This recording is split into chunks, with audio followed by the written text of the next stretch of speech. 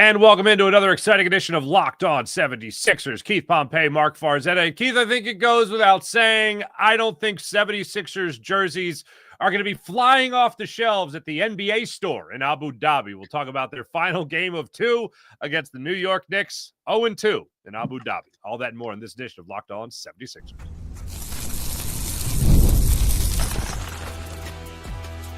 You are Locked On 76ers, your daily Philadelphia 76ers podcast, part of the Locked On Podcast Network, your team every day.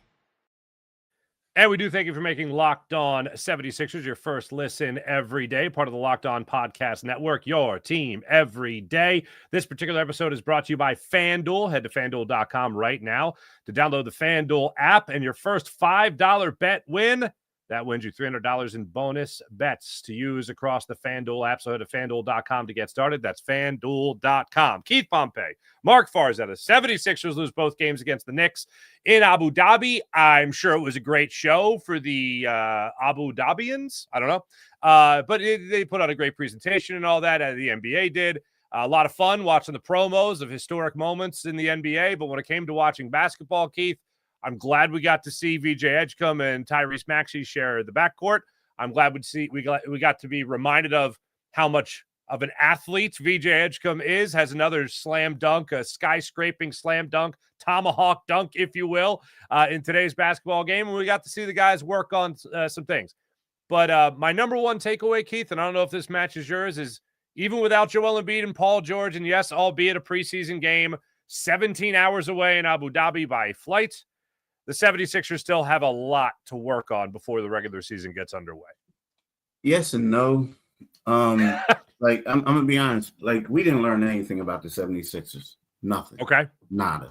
And the reason being is because, we're looking at this thing right now, and in the starting lineup, you have VJ Edgecombe, Adem Bona, and Dominic Barlow. Those three guys probably won't start, right? I mean, they just won't. And when we look at it, the 76ers played without, they played without 5 of their top 8 players, right, in both games. So, right now, the big question mark is that if I'm a fan, I want to see, what's Embiid look like? As Paul George, what does he look like? Okay, well, how does Quentin Grimes, look as the fourth option? You know what I mean? What about Jared McCain? You know what I mean? Is he going to get his shooting back? Is he going to be the sixth man? Is he going to be the Lou Will? None of those guys played. None of them did. So when I look at them playing against the New York Knicks, OG Anunoby, Karl Anthony Towns, Mitchell Robinson, Mikal Bridges, Jalen Brunson. Jordan Clarkson coming off the bench. McBride coming off the bench. Yabusele coming off the bench. Right then and there, they had their top 8 players playing, whereas the 76ers were without 5 of their 8. And when you look at it, you're saying to yourself, like, are some of these guys who came off the bench and played for the Sixers or started, are they even going to be on the team? Like, once the regular season happens, are they going to be on the team? So, to me, it was one of those things. Yeah, the 76ers look bad. They look worse than the tanking 76ers. But at the same time, it's one of those things that I'm scratching my head if I'm a Sixers fan, saying to myself, I learned nothing about the 2025-26 76ers based off of what I saw today. Generally speaking, I agree. But the thing that I thought left a lot to be desired, and I this is, again, factoring in the idea that nobody was playing versus the Knicks, who, Josh Hart played game 1, got hurt, didn't play this game. But yeah, you're right. They had their guys. The Sixers certainly did not have all of their guys. But unfortunately, the reality of the Sixers situation is they have to get used to moments where they don't have their guys.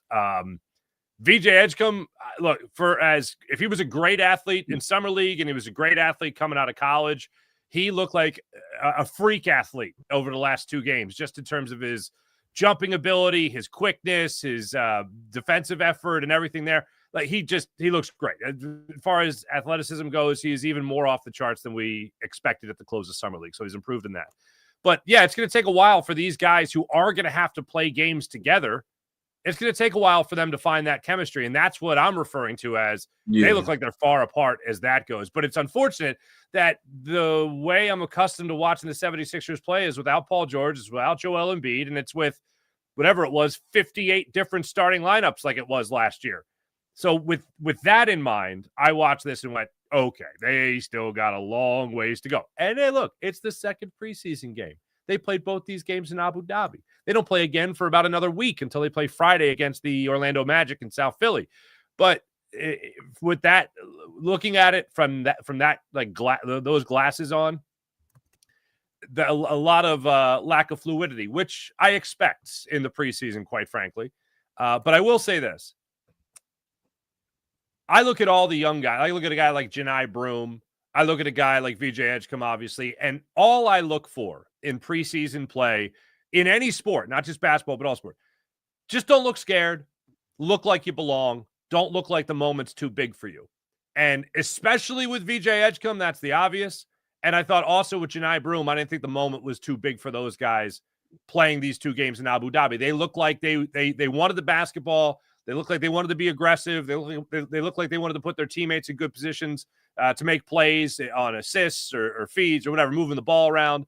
From the two younger guys, your two rookies essentially that you drafted, I thought I saw two guys that really wanted the ball in their hands. Yeah, I mean, those two. I mean, those two guys played well. But, the thing that really stood out to me, well, here's the thing. Okay. Like I said, 5 of the top 8 didn't play, and you are right. You're going to have to learn how to play without them. But I think the players who you're going to depend on to play without them are going to be Trendon Watford, right? A guy who didn't play. Quentin Grimes, a guy who didn't play. You're going to need VJ Edgecombe to step up, right? But here's the deal, though. It's like when I'm looking at these guys playing, the role players, role players for your team to be successful, they have to do the intangibles, right? They got to do that. You got to rebound. You got to box out. You got to just do everything perfect. You also got to play with great energy, right? And then in the first game, they came out, Dembona was looking like, maybe because his brothers were there, but he came out looking like a beast early on. And he didn't match that energy early on in this game. There was also times when you saw guys going hard on one play offensively, but then they didn't get back on defense, which led to easy baskets for the other team. Those are things that are inexcusable. Like, you cannot do that. Like, even closing out. There was one time when I saw Barlow way on the other side defending the three and turn around and sprint to the other three side, and the guy hit a shot, and he's looking around like, yo, what are you guys doing? So those are the things that me is like, yo, y'all got to give better effort, because if you're going to be a role player for the 76ers, you have to win these loose balls, these 50-50 balls. You got to hustle. You got to grab rebounds. You got to do a lot of other things. And I just didn't see it, man. And then something else I noticed in 2 games, we look at Kelly Oubre, right? You look at Kelly Oubre. Kelly Oubre is kind of like Justin Edwards in a way where everybody say he plays well with stars because you don't have to run plays for him. He cuts to the basket. He's a great rebounder. He's, really athletic. But on these 2 nights was a night where I felt like Kelly Oubre needed to get more involved, right? So whereas when I saw the Maxey and VJ Edgecombe show, right, it's kind of like, don't y'all want to get Kelly the ball too? Like, don't you want to get Kelly involved? Because, see, this is what happens. And I saw it in the first game. You start seeing bad body language. And then when you get the ball, it's kind of like, okay, I ain't passing the ball out. I'm going to take this shot. Well, you start missing shots because, A, they're either just a horrible shot to take in the first place, or you're rushing a shot, right? Because you're out of position, and it's like, I know if I pass it, I'm not getting it back. So he ended up shooting, I believe, 5 for 12 today, but he started off horrible. The last game, he was 2 for 8. So to me, it's one of those things where, like, y'all got to find ways to get role players when everybody's healthy, involved when everyone's not playing, because you need that. Kelly Oubre shouldn't be taking less shots than VJ Edgecombe right now. You know what I mean? Like there's nothing. And nothing about VJ, and I get it. He's the number 3 pick, but if you're really trying to win, you want to ride somebody that you know is going to make the shot, as opposed to somebody, you know what I mean, like who's still a rookie and doing things. And it should be a little bit closer, not to where Kelly's getting more shots in the second half because they ain't playing as much. You know, right? Yeah. It's interesting to talk about the moment of getting back on defense. There was one play, I don't want to say it was in the third quarter, maybe late in the second. Janai Broome was left alone, and I think it was Anunoby and I think it was Brunson that were driving on him on a fast break, and it's literally 2-on-1. He's a lone man back for the 76ers on defense, and he actually came up and made the stop. And I thought, he didn't have to move around a lot because we all know he's got to work on his quickness, but at least he was there. He was there to make the stop, and he was there to get his hands in on the ball to make sure that they didn't come away with 2 points in that situation. And no foul, by the way, just straight up helped the Knicks miss their layup. And then they were able to get the push down the other end. So that was just one play in particular that stuck out to me, again, about a younger player actually getting back on defense. But you're right. Generally speaking, oh, my goodness. I don't want to blame a flight or anything. I don't want to blame a long business trip here for the NBA. I think that's just an excuse. These are guys that are going to be fighting for minutes. These are guys that are going to be fighting to be on an NBA roster. And it just didn't look like that effort was there a lot of the time, especially in the first half. In the second half, the Sixers actually won the second half, I think, by 5 points for, as we were saying before we started live on the show. What does that tell you? It's not much, unfortunately, but at least that some effort was there. Chandler was a guy that was giving you effort tonight. That was good to see. But that was like a few and far between thing, really, throughout the game, mainly in the first half. That was a concern for me. Yeah, and that's what I'm saying. The second half, I even start tuning stuff out. The only reason is because it's kind of like at that point, we looked at the Knicks. What did they do 2 games in a row? They sat their guys in the second half. Yeah. Whereas the Sixers would have certain guys in there playing, you know what I mean? So you expect them to go on a run. And no offense to some of the guys who had pretty solid games, but you and I both know that they're not going to be on the rotation. I mean, it got to a point where, Allah and them was saying, yeah, this is good. It's all about putting everything on film. You may not make the Sixers team, but you want to have a good performance so someone can pick you up. And, the second half of NBA preseason games, the early ones, reminds me of AAU basketball. And it reminds me of AAU basketball when you have all the Division I college coaches, top 25, sitting in the stands, and you're a guard who some people say is unheralded. But if you get a 30-point performance, you think you may get a scholarship to Florida. So To me, when I look at that, and I see these guys like going for self and going for broke, it's like, hey, they want to get a contract to an NBA for an NBA team. Mm-hmm. So, I just need to see more in the first half. And, you saw a little bit of spurts, but like you said, this team looks no different than what it did last year. And hopefully for them, they can get these guys back. And I understand 100% Paul George may not be ready. They got these injury concerns. We talk about Quentin Grimes, signing his deal. They got 4 preseason games. I don't know if you want to rush guys back, but I think we need to figure out, people need to see dress rehearsals of what they're going to do with the top guys. You know what I mean? Top guys, because and another guy that got to step up is Justin Edwards. Like, he got to step up, man. He has to. Like, I saw some bad shot attempts. I saw some things. It's just one of those things like, these guys got to step up, man, because the East is wide open, bro. And you just got to step up and you got to be able to do stuff and make things happen. You touched on one of the names there. I want to get a little bit more into Justin Edwards when we come back, but also there's one more play I want to talk about with VJ Edgecombe, where again, he just had his athleticism on full display. And we'll talk about that when we return. This is Locked On 76ers of the Locked On Sixers YouTube channel. Make sure you got to like and subscribe. Back right after this. And now let me tell you about Monarch Money. Hopefully you guys are taking advantage of all Monarch Money has to offer. Like right now, for instance, Monarch Money is offering 50% off.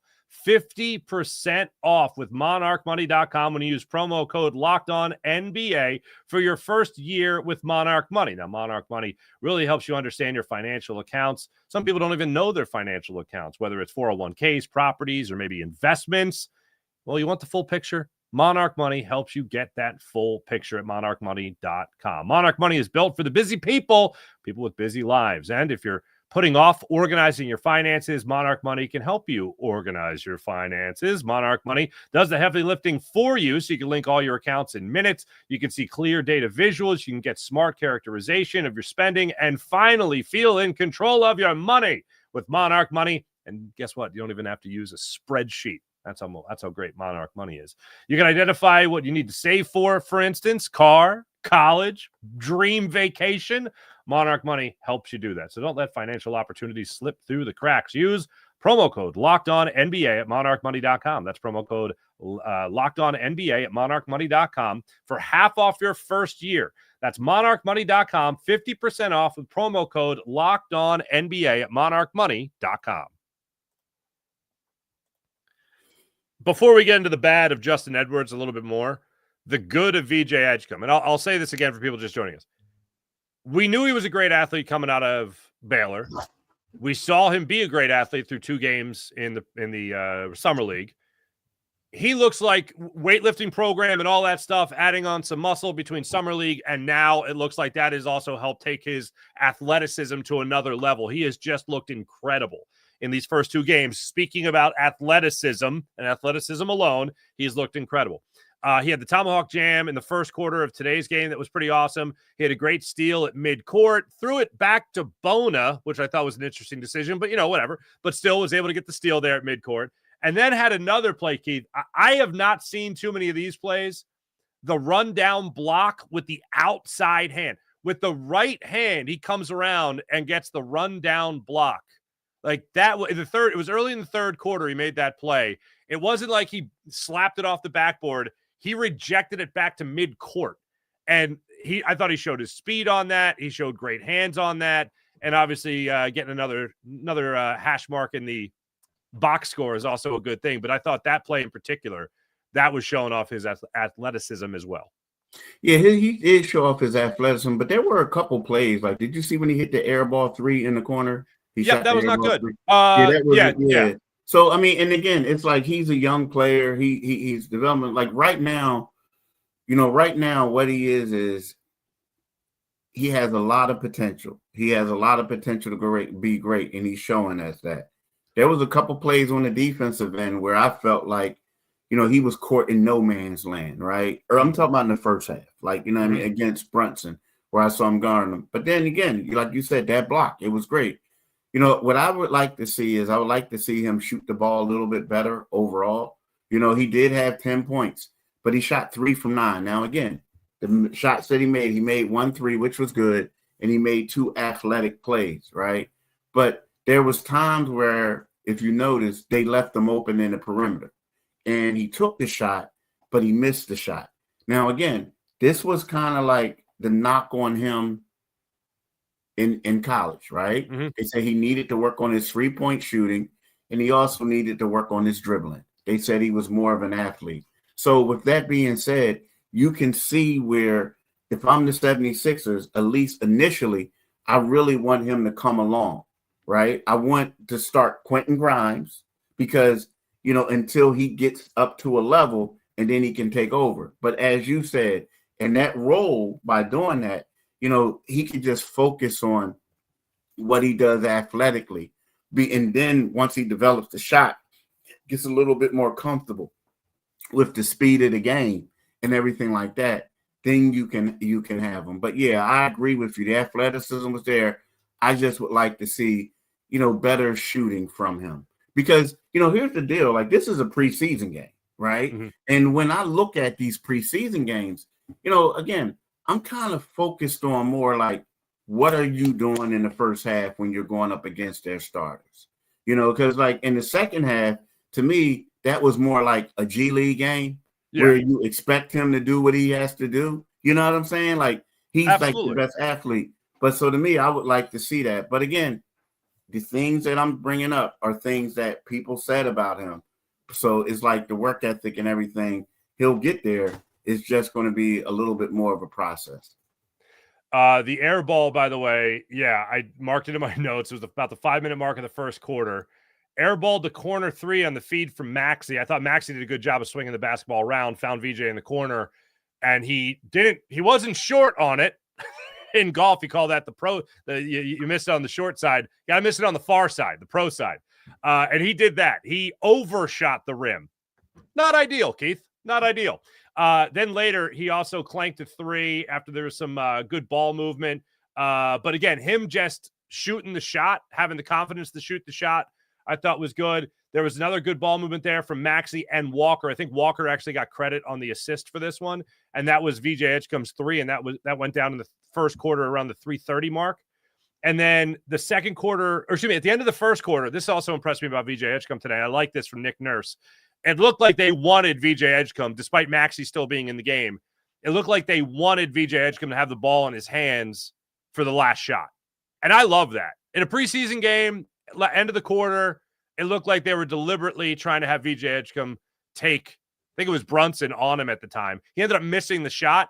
But as you said, and we'll acknowledge as we started the show, this is all under the umbrella of preseason play. I like the idea of going to your 3rd overall pick rookie in that scenario and say, hey, you know what? Let's practice this. End of the quarter, last shot, go ahead and try to take Brunson. He took him, but unfortunately Brunson got the better of him.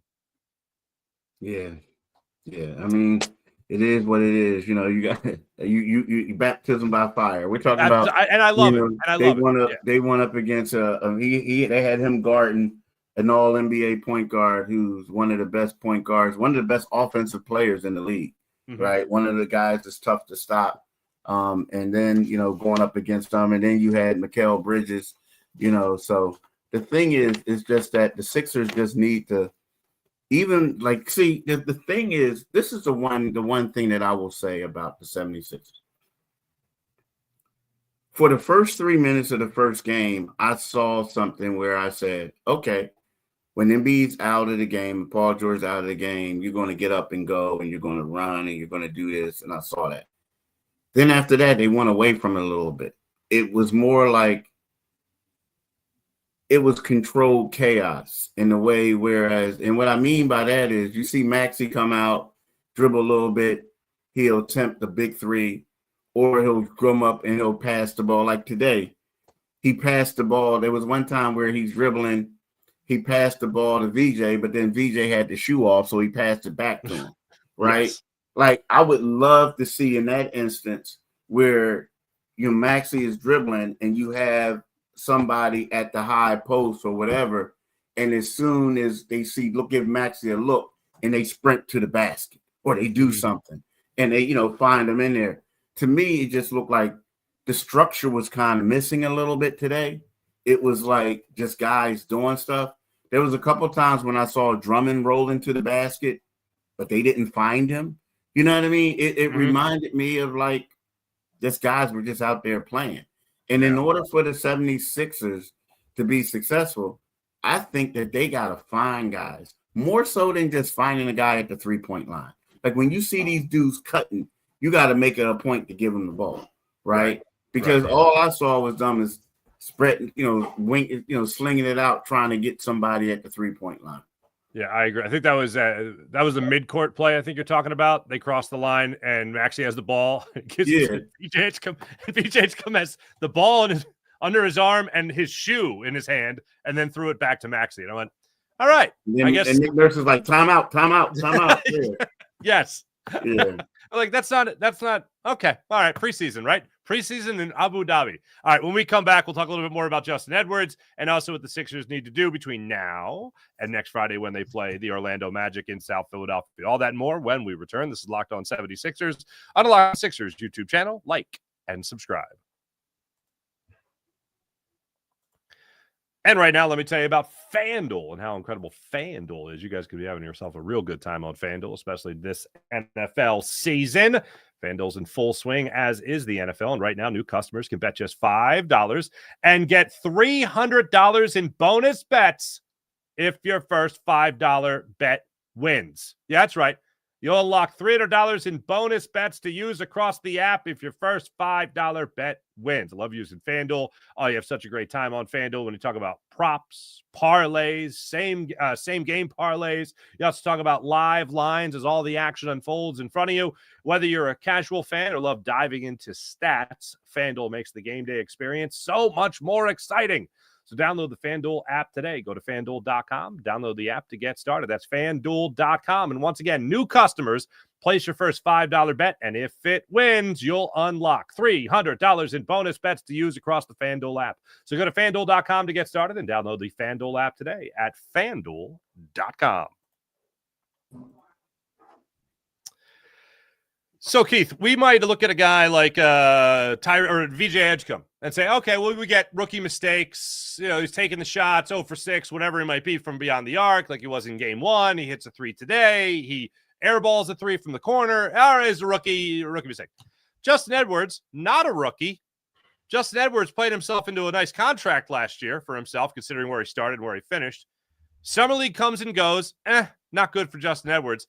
Today, I believe 4 points on the day. He hit a 3 and a foul shot. So there we go, Justin Edwards. But other than that, he has looked really, really, really bad in the last 2 games. And this is a guy that we thought of him as a rotational player coming out of last year, coming into this year. How concerned are you with where Justin Edwards is right now and what his contribution could be in the upcoming season? Well, I have to see what he does, because what they're saying is, and everyone says this, he plays well when he plays with elite players. So I got to see Justin Edwards on the floor with Joel Embiid, Paul George, the full complete staff, the rotation, to see what he does. Now, today he was 1 for 4, like you said. He did have 5 rebounds. So, right, I'll give him 5 boards. Okay. 5 rebounds. So he was crashing the boards. He was 1 for 4, but he was 0 for 8 the last game. So in 2 games, he was 1 for 12 in 2 games shooting. Right, that's horrible. Mm-hmm. But the thing is, it's one of those things when you look at him and you say, okay, well, this was an undrafted guy whose ceiling wasn't that high. You know what I mean? Now, granted, he was the number 3 overall recruit in his class when he was at Emotep 2 years ago, or was it 3 years ago now?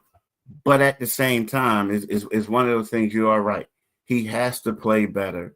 And I think that they'll give him an opportunity to show what he can do when he goes around and plays with elite players. But the problem with Justin is kind of sort of he has to become more aggressive when certain players aren't out there. Like, you can't continue to become the role player guy, the guy who's focused on doing the intangibles when they need you to score. You know what I mean? Like, oh, absolutely. Absolutely. It's not, you just can't do that.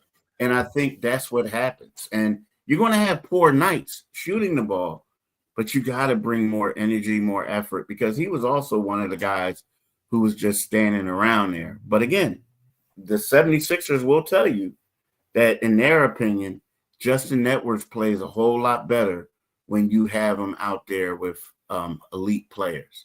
He fulfills that role. Yeah, look, and I'm no body language expert, but I think we've been watching sports long enough where you can see when a player has confidence and when he doesn't. Edwards' first free throw attempt, I believe that was a miss, and he clanked that one and just looked like nothing was going right. Like, he just, the way he was just kind of carrying himself at the line, you just look at him and go, oh, he ain't. And, like, he feels it. He can certainly feel it. And I'm sure any NBA player would feel it. But when you realize you should be playing at a much higher level, considering where you left off last year, and it was a struggle in Summer League, it was a struggle in game 1 of the preseason, and you're struggling again in game 2, when, yeah, there's not stars around you, but at least you're out there on the court, and Tyrese Maxey is running around. A 3rd overall pick in VJ Edgecombe's running around. You should be playing a little bit better. And, yeah, I'm not trying to judge everything just off of missed shots, but Body language is certainly a thing. The fact that he did have those 5 boards, that's a good sign. But I want the guy to do well ultimately if he's playing well, because I don't think he's going anywhere. I want him to be here to help the Sixers. So hopefully last 2 games of the preseason, you'll see a little bit better of a version of basketball from him down the stretch. Lastly, Keith, you got the Orlando Magic coming up Friday. The Sixers have the next 5 days off after today before they're back at it. So quick turnaround after a trip back from Abu Dhabi. They don't have to do any more autograph signings or hold any Falcons. They get right on the plane. They head back. Is that how that's working? Yeah, they're from what I was told. I mean, they're just going back home. Yeah, it's like after the game, they just leave. Yep. Yeah. All right. So what do you want to see between now and Friday against the Orlando Magic? I mean, I guess I want to see some of more of the regular players playing. That's what I want to see. You think Grimes plays Friday? I mean, why not? Like, I think that you get a couple days of practice. You know, I'm pretty sure, like, you know, whenever the Sixers practice, Quentin Grimes is going to be there if he's not at the facility already. You know what I mean? Like getting in some work and doing something. So I want to see. I mean, they got 2 games. They got this Friday's game coming. Then they have another week, and then they play again. And I want to see what everybody was telling us about Trendon Watford. How he was like a point forward, how he was going to like set stuff up for Maxey and all that. I want to see him play. Right. You know, I want to see Embiid at least one of these games. I want to see what Embiid can do, right? You know, I want to see those 3 guys out there healthy playing. I really do. I want to see what they can do. Yeah, that's what I want to see. He's Keith Pompey. I'm Marc Farzetta. Make sure you guys like and subscribe on Locked On 76ers. We'll be breaking it down for you guys all season long and off season as well. For the people that rode with us throughout the entire off season and now, thank you so much. We've had a blast with you. We look forward to the regular season getting underway. It'll be here before we know it. For Keith Pompey, I'm Marc Farzetta. This is Locked On 76ers. Make sure you guys like and subscribe. We'll see you guys on Monday.